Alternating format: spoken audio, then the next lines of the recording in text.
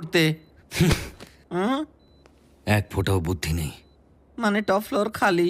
বাবা, তোমাকে দেখে না আমার একটা গল্প মনে পড়ে যাচ্ছে। গল্প? ঠাকুমা ঝুলির? বল না রে।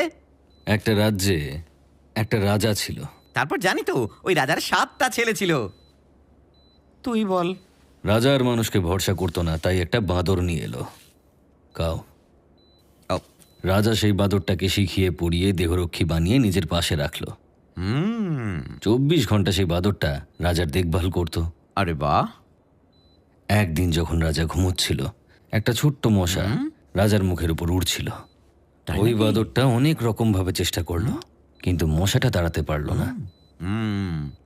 তারপর ওই মশাটা রাজার গলাতে গিয়ে আরে বসলো। বাপরে। বাঁদরটার রাগের মাথায় একটা বড় তলোয়ার নিল আর রাজার গলায় বসে থাকা মশাটাকে এক কোপে মেরে দিল। মশাটা নিশ্চয়ই মরে গেছিল। কি? তলোয়ার দিয়ে মারার পরেও মরেনি? ওহো, খুবই শক্তিশালী ছিল তার মানে।